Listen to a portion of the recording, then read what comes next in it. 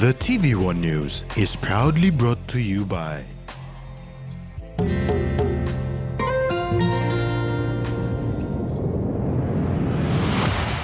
BSP, our bank, our people.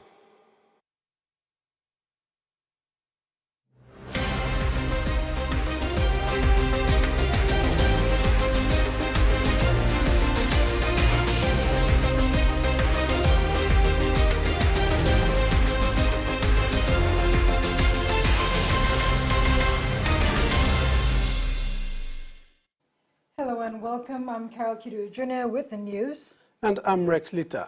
Join me for some sporting updates later in the bulletin.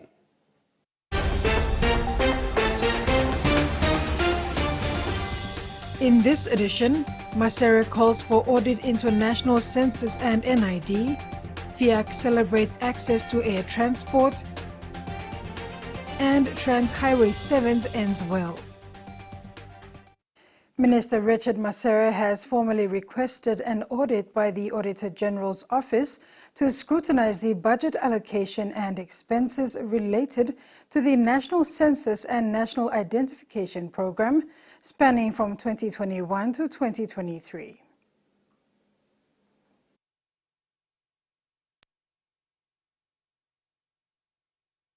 In a recent press release, Minister for Administrative Services Richard Masere formally requested the Auditor General's Office to conduct an audit relating to the budget allocation and expenses of the National Census and NID program between 2021 and 2023. The decision follows recent concerns highlighted by the University of PNG regarding transparency and efficiency in resource utilization for these vital national initiatives. Masere emphasizes the government's unwavering commitment to accountability and integrity in managing public funds, stressing the importance of transparency in resource allocation and expenditure. The audit aims to provide an independent and thorough examination to identify any potential discrepancies, inefficiencies, or mismanagement, thereby upholding public trust and confidence in the government's initiatives. Masere urges the Auditor General's Office to prioritize the audit and conduct it diligently, emphasizing timely action in addressing identified issues and implementing necessary reforms. Moreover, Masere underscores the significance and dedication of the PNG government in conducting the National Population Census in 2024 and expediting the National Identification Registration, crucial for the nation's development and planning. The Minister expresses gratitude for the Auditor General's commitment to maintaining the highest standards of accountability and transparency in public administration. The audit is expected to strengthen public trust while ensuring the efficient and effective use of public funds in national endeavors. The Waigani Committal Court on Wednesday, 21st February 2024, committed Jennifer Rex to stand trial at the National Court for charges of forgery. She was accused of falsifying documents to access money belonging to her late husband. Presiding Magistrate Danny Wakikura found sufficient evidence to make this ruling. Rex goes before the National Court on 11th March. On Wednesday, 21st February 2024, the Waigani Committal Court made its final ruling on the forgery matter against Jennifer Rex to stand for trial at the National Court on March 11th. Presiding Magistrate Danny Wakikura found sufficient evidence to make the ruling. Rex was accused of obtaining her dead husband's money by allegedly false pretense and forgery under Section 4621 and altering under Section 463(2) of the Criminal Code Act. It was alleged that the accused had lodged falsified documents to the coroner and a Motor Vehicle Insurance Limited to obtain her late husband's savings. The deduction was made in two parts, a sum of 10,000 kina from the basic protection compensation and another over 29,000 paid to the third-party insurance claim. In the arresting officer's evidence, it was alleged that under subject order for payment of compensation, dated 19 February 2022, Magistrate Billy Pidu had ordered in court, "I do hereby order that you, the said MVIL PNG Limited, do pay into the District Court at Boroko for payment to the brother of the deceased on behalf of the defendant within 7 days after the date of service of the order." End of quote. However, it was alleged that the accused did not receive the payment. It was alleged also that the second payment made on the 7th of March 2022 contained the name of the accused, the complainant's name, and their signatures. However, the evidence only showed the signature of the accused and not the complainant's signature. Therefore, the magistrate ruled that it is respectful submitted as to the first issue of whether or not the defendant should be the legal beneficiary to the deceased claims, and that the MVIL office carefully identified the defendant's documents to allow process to claim. Whether the documents were forged or not is something that the National Court will now look into to make a court decision on whether Ms. Rex stands for trial or not. Tracy Pa, TV1 News. The rollout of the Divine Word University first-year students 2024 One Laptop Per Student project began on Monday, 19 February 2024 at the Sir Peter Bata Auditorium. 99 laptops were issued to new intakes in the Department of Medicine and Health Science and the Department of Business and Information. Students in other departments will be issued their laptops once the first batch is complete. DWU President Professor Father Philip Gibbs officiated at the ceremony. He told the students that the laptops were ordered in from Dell in Malaysia and cost the university 3 million kina. Gibbs urged the students to look after the asset because it will be part of their life throughout their studies at the university.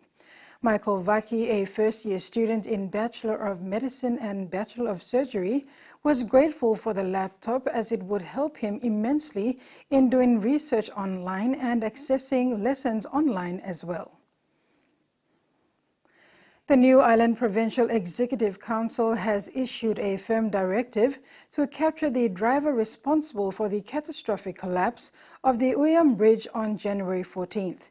During the Provincial Implementation Committee briefing, Works Manager Colin Dixon underscored the urgency of the situation, emphasizing the need for swift action. In response to the incident, Namatanai Building and Civil Limited, a subsidiary of the Namatanai District Development Authority, has been mandated to lead the construction of a replacement bridge. Dixon warned NBC Limited of severe penalties under Section 41H of the Protection of Transport and Infrastructure Act for negligence. David Carroll has committed to procuring a new bridge aligning with the demands of the provincial government. Meanwhile, a temporary log bridge has been hastily erected to restore road access for motorists. During the PEC session, the focus shifted to pending bridge projects, prompting calls for standardized construction protocols. Mission Aviation Fellowship and remote health workers of Fiak Village in West Sepik have witnessed many a maternity-related death. With a lack of access to proper healthcare facilities, women and newborn babies dying during childbirth is high. Recently, the people of Fiak celebrated when an MAF plane made its first official landing on the Fiak airstrip. Now, with the rebuilt airstrip, women can travel quickly and safely to a proper health facility to deliver. According to the World Health Organization, for every 1,000 births in Papua New Guinea, as many as 9 mothers and 24 newborn babies die. PNG has the highest rate of maternal and newborn mortality in WHO's Western Pacific region. With no proper road access and safe airstrips, the only way to reach health services for the people of Fiak in West Sepik Province is taking a perilous boat journey. Community leader Jeff Kukilim shared the struggles that Fiak faced in the past 3.5 years without access to basic services. Recently, the people of Fiak celebrated when an MAF plane made its first official landing on the Fiak airstrip. The community rebuilt the airstrip. They were trained and equipped by the Rural Airstrip Agency. RAA Technical Advisor Johnny Watson said the organization enables the community to maintain the airstrips, but it's actually the communities that take the initiative to fix their airstrip. Now with the rebuilt airstrip, women can now travel quickly to deliver babies safely. Jasmine Erojak, TVWAN News. This is TVWAN News. Papua New Guinea remembers Sir Michael Somare on his 3rd-year death anniversary. All of these stories after the break.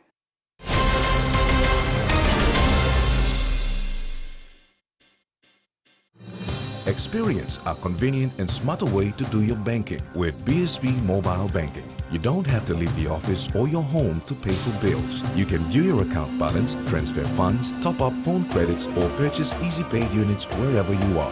Visit your BSB branch today to register now for BSB Mobile Banking. BSB Mobile Banking, the smarter way to bank.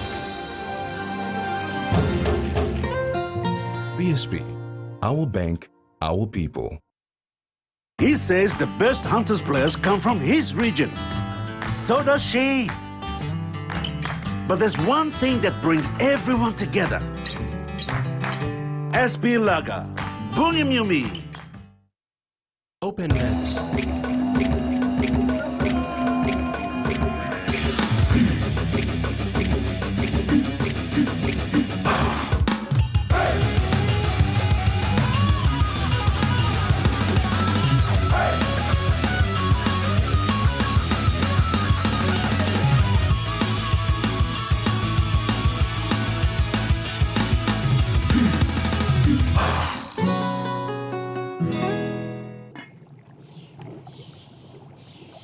Hiya, Mama. You wait then, but me add him special flavor. Put in more flavor, put in more taste. Magic kakaru, get up a big smile on face. Time for kim chicken, a great kumutu. Sip, sip, the mumu, yes, magic on you. Magic, the taste PNG loves.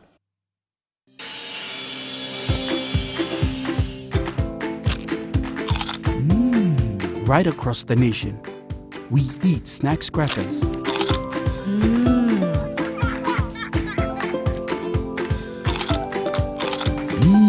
Emi trubla. All get a young planalapun, only like him snacks crackers. Only make him here, no PNG, one-time lay biscuit company. It's crunchy and tasty. It's irresistible.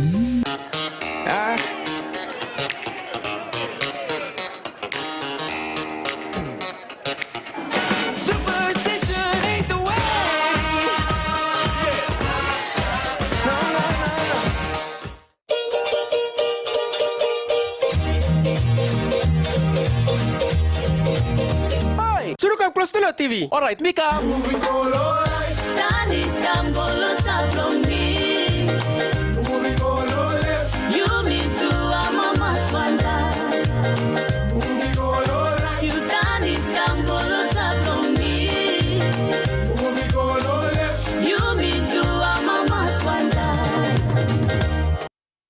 This season, the Bunce family are taking the ultimate risk. There's no investors, there's no third party. We're paying for it ourselves. We have to find some good trade.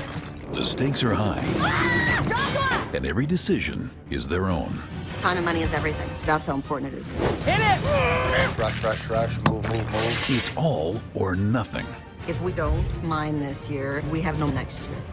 Jade Fever, streaming now on Outdoor.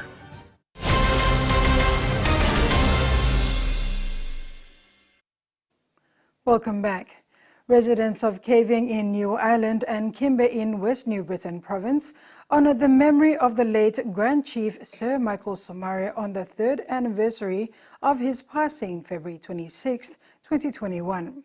It was a solemn gathering as people far and wide congregated in remembrance of the country's most revered citizen, parliamentarian and family member.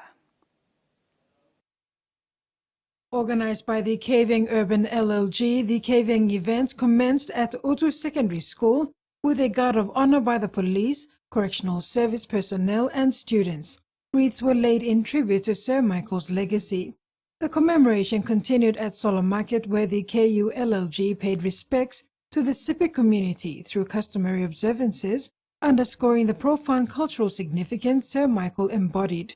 The day culminated at Stanfield Memorial Park with a flag-raising ceremony and speeches by dignitaries, including First Secretary to Governor Robin Brown. The day served as a reminder of Sir Michael's enduring impact on the nation's history in the hearts of Kavieng residents. Meantime, provincial government officials and communities in Kimbe, West New Britain Province also came in droves to contribute their commemoratory wishes in remembrance of a great man.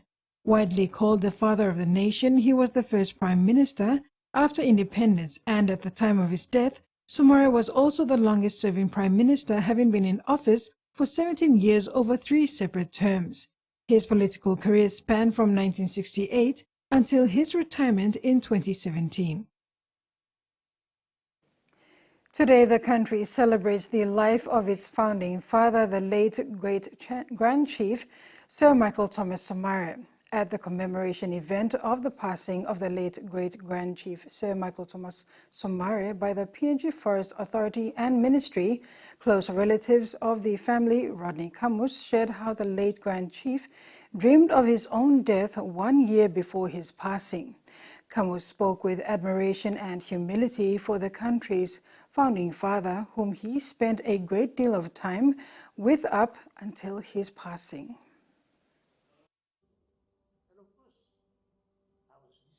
Rodney Camus, close relative and personal assistant to late great-grand chief Sir Michael Somare, recalled an encounter 2 weeks before Sir Michael's passing, where he told Camus that he lived his dream. Camus shared this during the commemoration event of the passing of the late great-grand chief Sir Michael Somare by the PNG Forest Authority and Ministry. Camus said after being discharged from PIH that day, Sir Michael wanted to eat rice, so he took the Grand Chief to a restaurant. They drove past the Hilton Hotel on the way. I'm looking Hilton, all this high-rise building, and he said, Rodney, I saw everything that I wanted. You see the building there? I dream of all these things. Me dream man long. All Papua New Guinea by running country law all yet. Managing directors, doctors, nurses, pilots, everything. You look at the buildings, and I lived to see it. Camus said the late Sir Michael lived to see his dream unfold. First dream and dream long, he saw the soldiers lining up in a parade. And then they asked him to go out and address the parade. So I'm browsing over the something like body blame, and he walked out. People come back again. Second night, the school children were singing the national anthem, raising the flag, and they want him to go out and sing with them. The third night, we were in a plane in New Guinea. I'm Dreaman Kirabna. He walked out to go and tell the pilots to warm up the plane. It's too cold in here. And then the fourth night, mitala kamataplo house na. I'm dreaming that he came up to the house and fight with the mama and broke him over something in the house. Camus said he talked about the dreams that day. On the fifth night, it was the final dream of these events. So the night I'm dreaming to go to the all the crowd Papua New Guinea all go line the front of the house. So me talking about picnic belonging. Something is wrong with the old man. We better check on him. Now I must drink plenty marasina and dream on him. So 1 year later, we went back to the same room. When they asked him to go back, when they drag him back to the same room, I know he's going. I'm looking Piniso, I'm going now. Today we celebrate the life of our founding father, late great-grand chief Sir Michael Thomas Somare, on this third death anniversary, 26 February 2024. Frida Kana, TVWAN News. TVWAN News continues after the break with what's making headlines overseas.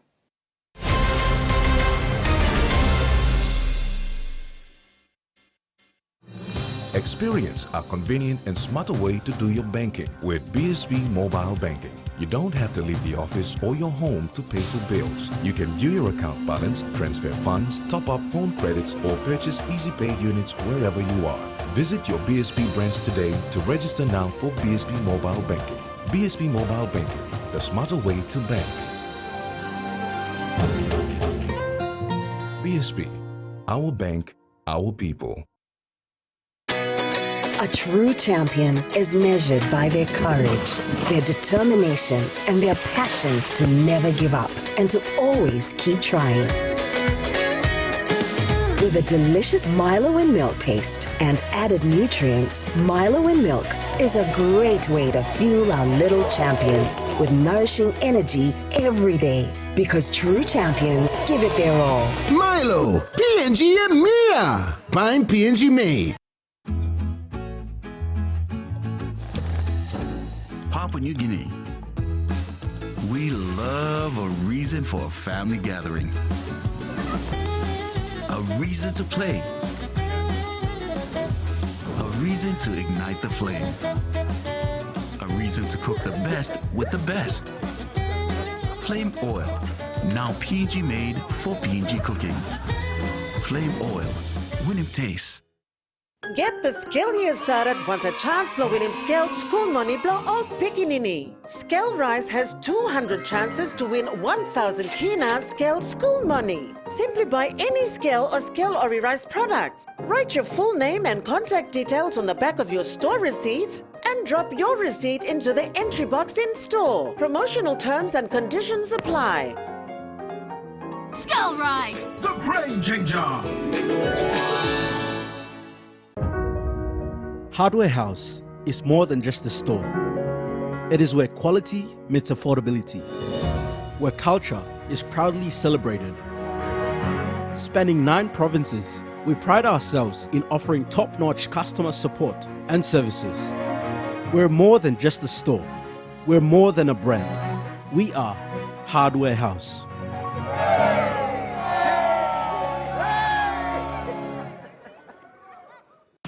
He's seen as a table legend. That is delicious. Join Tommy Gomes in a tasty culinary voyage. Holy mackerel. Did I just say that? We're exploring where your quality American seafood comes from. Quality is key. The uglier the fish, the better it tastes. Take a deep dive into America's commercial fishing culture. The Fishmonger. Streaming now on Outdoor. That's crazy. I mean, this is like military. You want to fight with me? This is gonna be a rough 5 days. I'm Jimmy Smith, a professional mixed martial arts fighter and former math teacher from LA. I don't need a warm-up. I'm set. I'm Doug Anderson, an Iraq war veteran and rookie fighter from New Jersey. This is our Fight Quest. Watch Fight Quest, only on Fight Sports.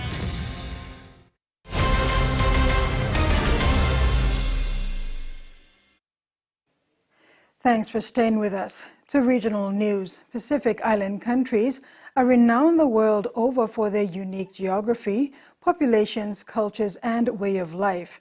This uniqueness presents a myriad opportunities to boost growth and well-being. It also exposes these countries to distinctive challenges. For the past 3 decades, the IMF has been engaged in the Pacific Islands region on economic policies through policy advice, financing, and capacity development. Looking ahead, the IMF is stepping up this engagement and deepening partnerships so these countries can harness the opportunities of the future and confront their challenges. Keenly conscious of these challenges, the IMF is intensifying its support of PICs along 3 key dimensions: deepening engagement, fostering knowledge sharing, and scaling up financial support for tackling climate change. The state government has committed more than $2.7 billion towards the direct Sunshine Coast rail line in what's being described as the biggest project of its kind in a generation. It'll allow fast travel for commuters from Brisbane to the beach by 2032. It's a big ticket item, and the state government's finally ready to pay up. $2.75 billion to make direct Sunshine Coast rail come to life. This is Brisbane to the beach and Caloundra to the CBD. The heavy rail connections tipped to make the trip 45 minutes faster than by car, taking the pressure off a consistently clogged Bruce Highway while accommodating for a rapidly growing population. By 2046, there'll be 600,000 additional people living on the Sunshine Coast. So now is the time for us to deliver this project. Stage 1 will run from Beerwah to Caloundra, but there's no money yet for Stage 2 and 3 from Caloundra into Maroochydore. That had been part of the big sell for the 2032 Olympic Games. And to think that we won't have a heavy passenger rail to our city centre is a sick, sad joke. I think it's going to end up somewhat of a national embarrassment with transport to the Olympics. An athlete's satellite village is due to be built in the Maroochydore CBD, with events at Alexandra Headland nearby. What are they going to do when the athletes get to Caloundra? They're going to bus them up. The federal government will also need to match the funding of $2.75 billion to ensure Stage 1 to Caloundra can be built by 2032.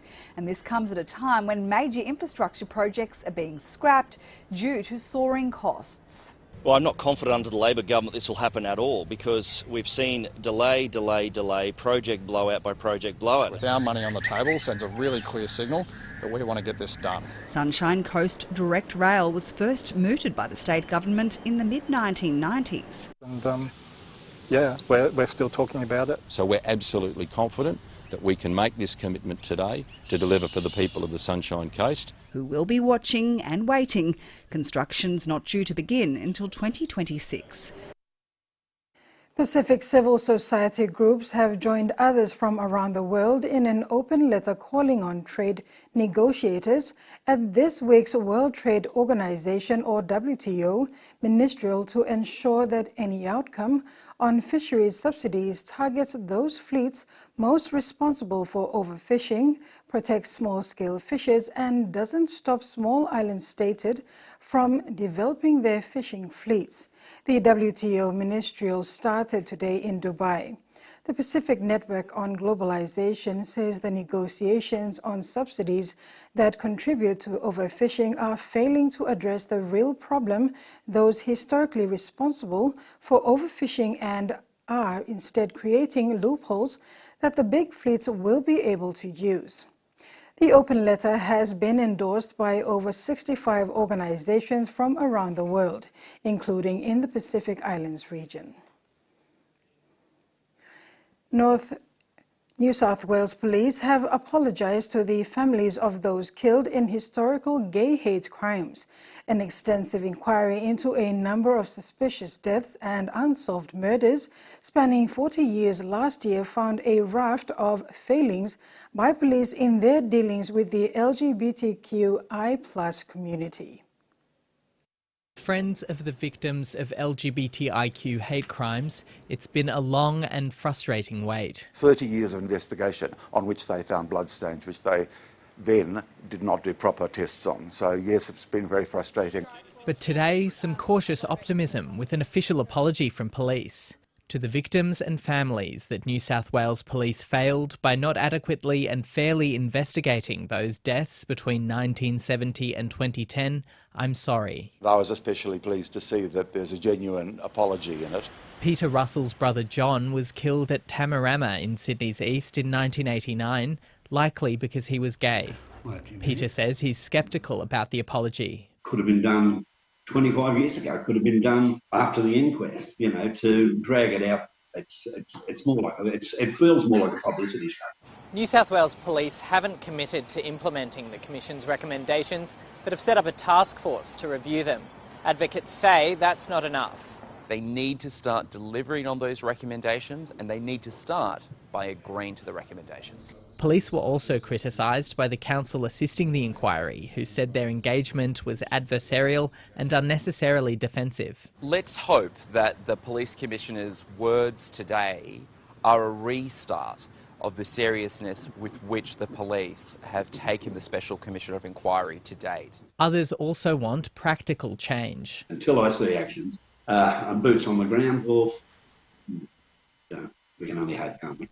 holding on to hope after decades of failures. Feleti Teo secured the position of Tuvalu's new prime minister without facing any opposition on Monday. He was elected to the Parliament of Tuvalu after the 2024 general election in January. Tuvalu MP Simon Kofe highlighted that it marked the first instance in Tuvalu's history where a prime minister had been nominated unopposed. The inauguration of the PM and cabinet ministers will take place this week. Teo's involvement in Tuvalu's governance wasn't new, as he had previously held the position of Attorney General from 1991 to 2000. Additionally, he served as the Director General of the Foreign Fishery Agency from 2000 to 2006. With a rich history in various roles, Teo's election brought a unique chapter to Tuvalu's political landscape. This next story is a special feature tribute to Sir Michael by one of Morobe's leading ladies who knew Sir Michael in his very early schooling life. She is now 84 years old with snowy white hair, but Matuawi Gware Stafford has nothing but fond memories of the days before and when PNG gained its independence in 16th September 1975. In fact, she was part of the group of Morobians that were in the late Grand Chief Sir Michael Somare's confidence.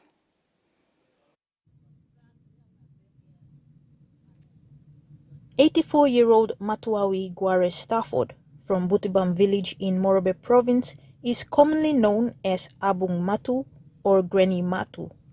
Her black curls are now snowy white, and while she has given up on her pastime of riding bicycles, her wit is still as sharp as when she was a schoolgirl at the Dregahafen Education Center in Finschhafen. Her older brother, former Paramount Chief and PNG's first national newspaper journalist, the late Mutu Gware, was peers with the late Great-Grand Chief Sir Michael Somare, while Abung Matu joined them a year later at Dregahafen, now known as the Dregahafen Technical Secondary School. With her resume in hand, Abung Matu went back in time to when she started her grade 7 in 1953 at Dregahafen. Mi skulong girl, mi pra skulong girl school, Somareo skulong boys school. All you know, allow him all boys don't come. All skulong nalapla, girls nalapla. Somareo sawi inokatha blong all this na papa mi pra got big house na tambro ya polo sabe kana mi pra kisim oli kamsi na wetin balus kam oli go long we work then all I come back stop one time mi pra na go tambrong school start mi pra oget I go one time on Dregana school. Since she is the youngest of the lot, she became the unofficial tailor. Her job is to mend torn school uniforms. Before passing the blood there, and mi sabi na kademol labda bro me kan nami samapim wanem brong I'm go mending said the book I'm kissing kam giving me na samapim. The group went their separate ways after 1956. The late Grand Chief moved on to Sogari High School, while Abung Matu, against her father's wish, hopped on the plane to Popondetta to train as a teacher. Abung Matu's teaching career started in 1958, where she taught at the Butibam and Government Compound School. In 1975, she was the member of the First Independence Committee in Ley. Abung Matu was the only woman in the Ahe Council, which included prominent leaders like Morobe's first elected premier and Finschhafen man, the late Utula Samana, former Morobe administrator from Yalu, Benson Nablu, and one of PNG's first patrol officers and member of the famous Bully Beef Club, the late Nanong Ahi from Yanga, and the first Morobian magistrate, the late Stephen Awagasi. Back then, it was rare to see local women hold positions of influence. Furthermore, the legal and political differences between Papua and New Guinea were quite distinct. The territory of Papua in 1902 was placed under the authority of the Commonwealth of Australia. It retained a distinct legal status and identity compared to New Guinea, which was seen as a League of Nations mandate territory.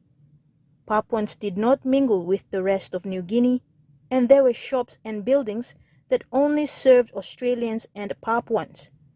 Abung Matu recalled inviting herself into a milk bar in Lae. But now me talk independent pinishimigo.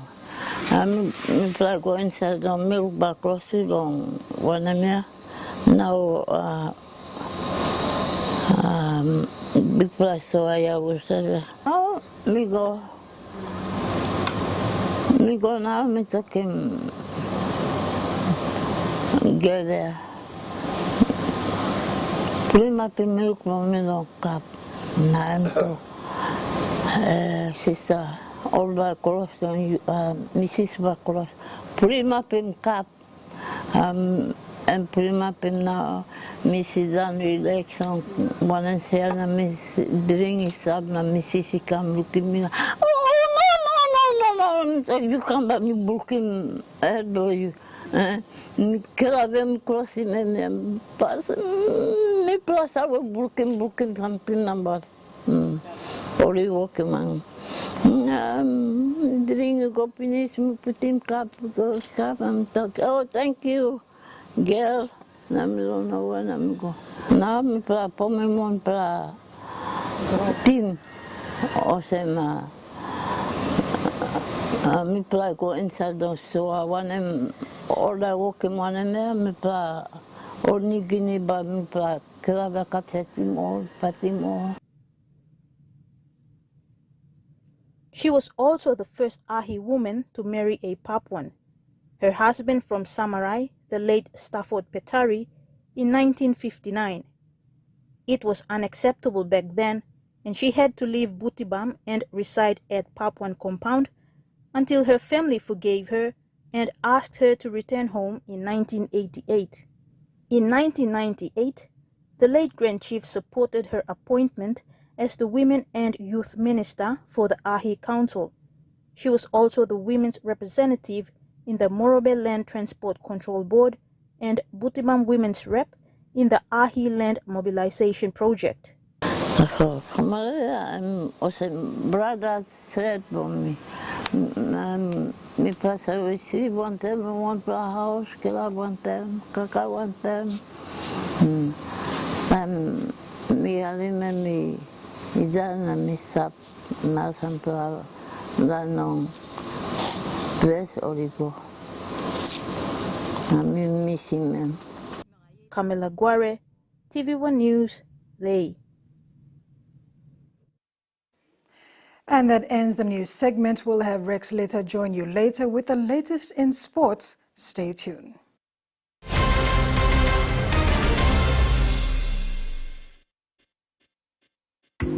Beauty is my business, but beauty sure is a tough game. Filters are great, but great skin, better. And that's why my skin deserves the best. So I choose self-care, soaps that gently nourish my skin, resulting in a radiant look, made with tropical ingredients. I trust self-care from City Pharmacy, so bring it on! My skin is ready and so am I. Hi, I'm Chef Jules Henao, and this is where my true inspiration for cooking started. Like most of us, I learned to cook from my mum. Nothing beats simple recipes where fresh local produce is at the heart, especially when it's a home-cooked meal, prepared and shared with the ones you love. And in PNG, no meal is complete without rice. And my choice is always True Guy. True Guy, true inspiration through generations. Want more data for less? Get it now with Digicel's revamped Red Club. Enjoy data bundles from as low as 1 kilo per gigabyte. Plus rollover data, the widest coverage, fastest speeds, and best reliability. Only with Red Club. Join Digicel's exclusive Red Club today and get loads more data for less. Yes! Data bundles from as low as 1 kilo per gigabyte. Whoa! Join today for as low as 10 kilo weekly to access discounted data bundles and get more data for less. Dial *675# or visit the My Digicel app today. The Red Club, only with Digicel. Fans, here we go.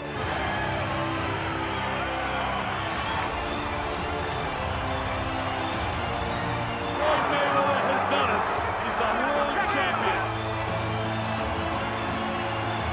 It's all over. The crowd comes to its feet. Champion of the world. Don't miss mega fights, only on Fight Sports.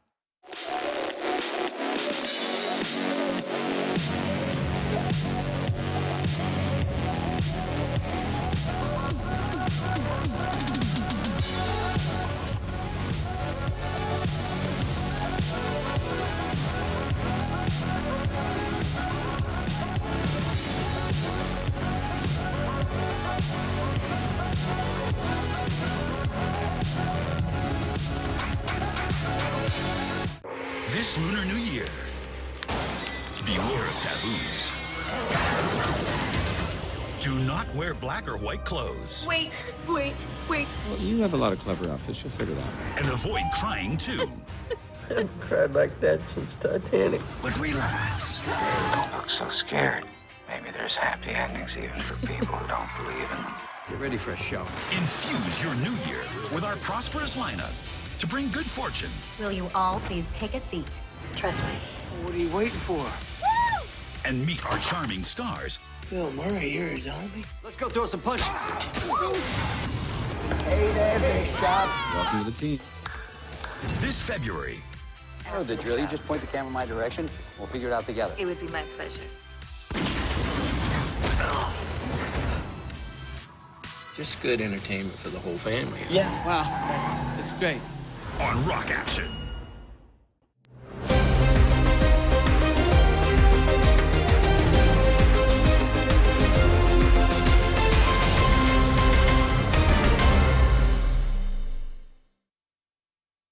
Welcome back.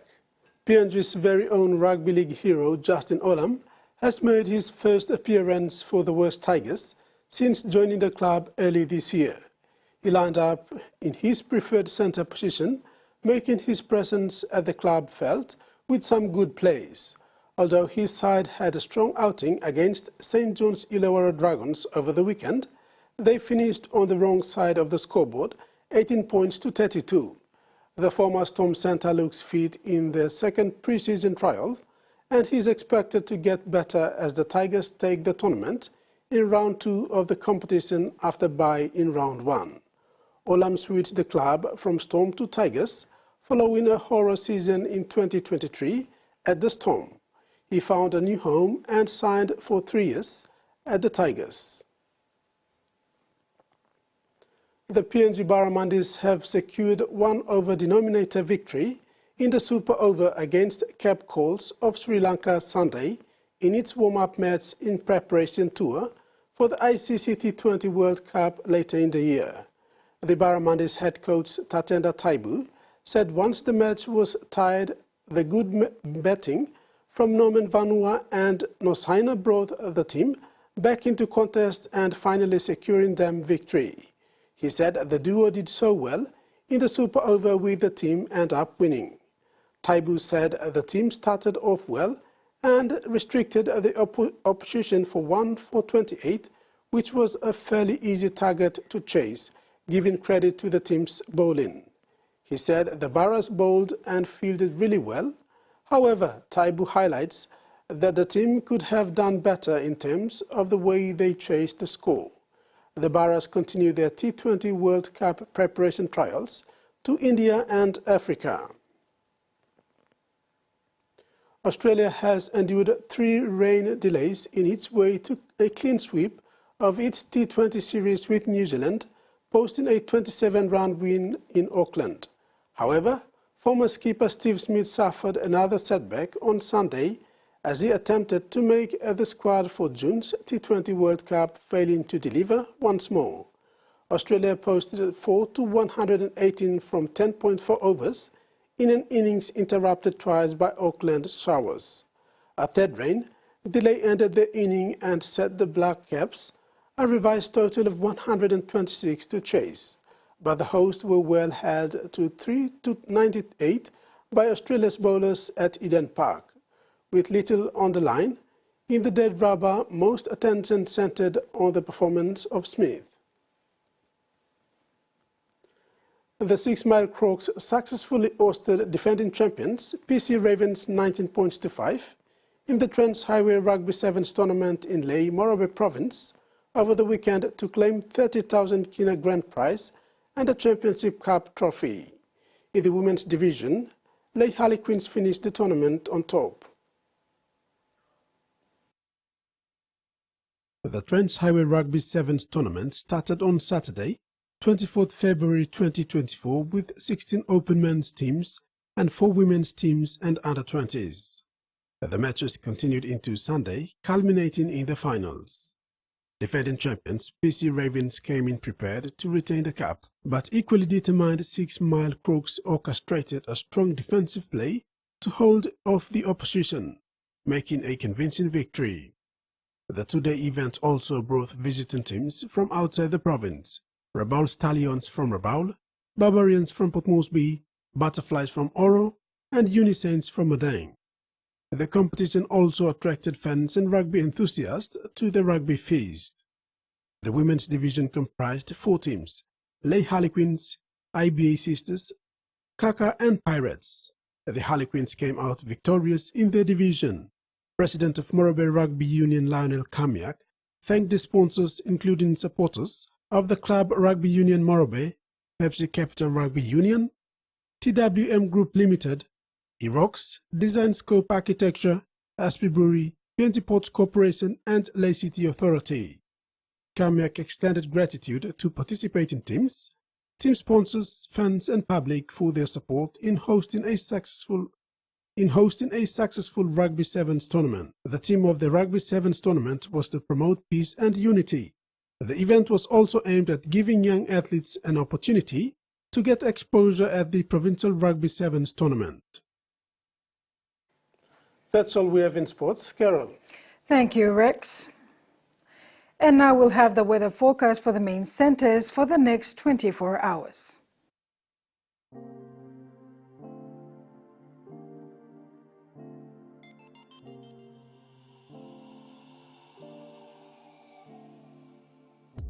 Southern regions, scattered showers and isolated thunderstorms. Port Moresby, cloudy with chances of few showers or drizzles.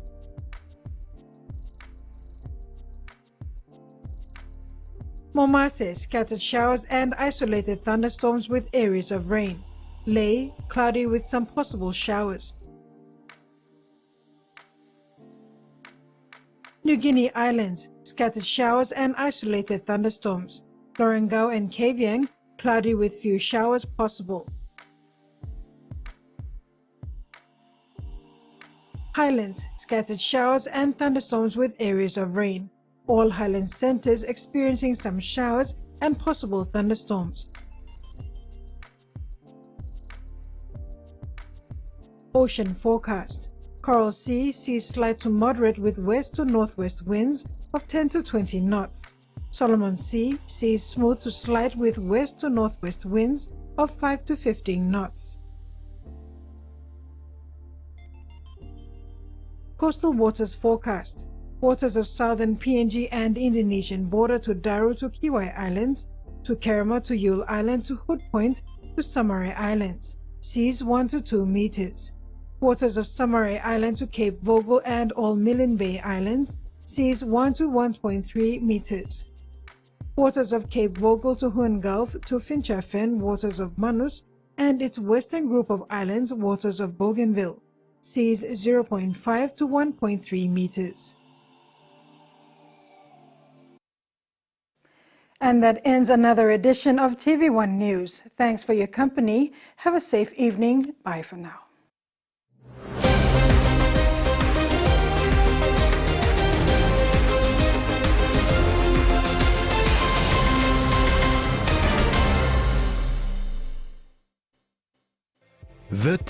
TVWAN News was proudly brought to you by